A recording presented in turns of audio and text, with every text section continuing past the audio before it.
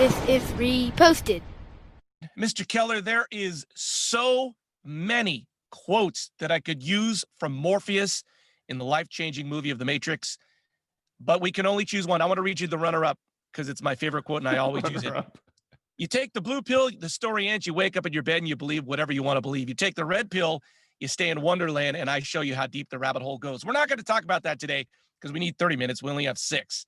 Today's quote is this: if real is what you can feel, smell, taste, and see, then real is simply electrical signals interpreted in your brain. So the minute after you eat like a giant steak or a 4-scoop ice cream sundae, you go, oh man, I shouldn't have done that. But while you're eating it, like, this is awesome.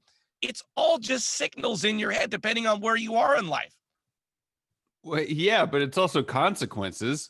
Eating 4 scoops of ice cream, a moment on the lips is a lifetime on the hips. Larry, I had to look this up because the first thing I thought of was like, are feelings real? And every psychologist I know would be like, your feelings are real. It's important to feel them. And the definition, I saw a couple definitions and they all have this caveat, but this is the definition I like: the world or state of things as they actually exist, as opposed to an idealistic or idealistic idea of them. So there's always what it is as opposed to idealism. So maybe feelings do not exist in reality based on the definition. I think we've changed to be able to adapt to that. But I guess it kind of just depends on your perspective of what you want from life. Well, that literally takes us back to the quote. What actually exists? Like, what is real? So what's the difference when you're eating between eating 3 pieces of pizza and 2? Can you elaborate on that? I'm not sure where you're getting at. I mean, like, in the time that you ate, like, let's say you're at someone's house and they give you pizza and you have 3 pieces of slices instead of just 2. The difference is you just ate an extra one. You could have eaten 1 in the same time that it took you to eat 3. It doesn't really even, like, what does that extra 2 do into your brain? I mean, you feel that though, that stays within what's reality because you feel how it affects your body. I think more of like what you can feel, smell, taste, and see.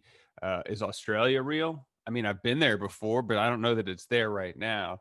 So it's kind of like, I guess it's your collection of your experiences and what you're willing to trust in and believe. So, and I think that's true. I kind of came to the conclusion, whatever we're doing sort of adds to our database. But remember when a couple of months ago we had that quote and it said, like, whatever you remember, turns out you remembered it wrong in the first place. So your database is wrong. Yeah. And also perception is reality. Like whatever you think happened is kind of like the narrative that you come out with. Like remembering a fond memory, it probably gets sweeter every single time you remember it, or it gets worse every time you remember it. So it's kind of, don't trust anything. Is that what we're coming up with? Well, and then there's the better scene in The Matrix where Cypher, he's sitting there and he goes, I know this steak doesn't exist. I know that when I put it in my mouth, the Matrix is telling my brain that it's juicy and delicious. And after 9 years, I know what I realize, that ignorance is bliss. Like, he's eating a steak in this fictional Matrix and knows that it, once again, is only something signaling in his brain. Now we're on Earth, we're actually eating the steak. So what do you do? Like, what are those impulses in your brain? What are you doing with, like, I guess that's what are you doing with the impulses your brain is saying to you after you eat a piece of steak? I mean, I think this is an interesting exercise to think about, but then in practice, I feel like you can go too far down and you don't take responsibility because you're like, well, nothing's real. Like, it's interesting to point out, but like the coronavirus vaccine, I can't see what's in it. I know it's a liquid. Is it real? Because I can't see it. I can't see the mRNA. Like, is mRNA real? So I think it's like an interesting exercise to put stuff in perspective and be like, I believe this because of that, or I do this because of this. And I think it's just an exercise to take a step back and challenge things.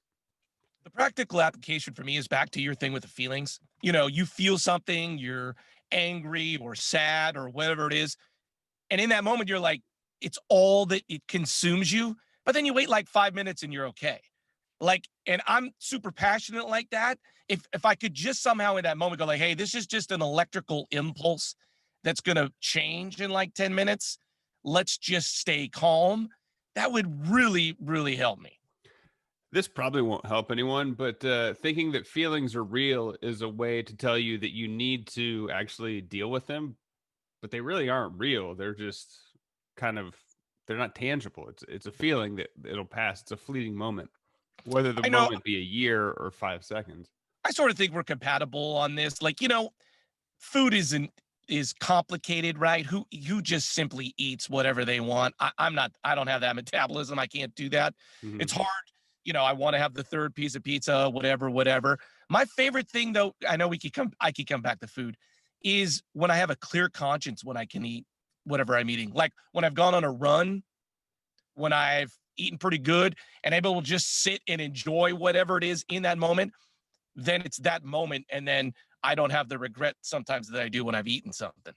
Do you have that same thought process with alcohol, or do you drink freely? I drink too much. It just goes down the gullet. I definitely should have that conversation with myself a lot more than I should. Yeah, A I lot more think than I do. my barometer of what I should and shouldn't be eating is how my pants fit. If my pants are getting a little tight, maybe we're going for a salad. If not, maybe we're going for a double double.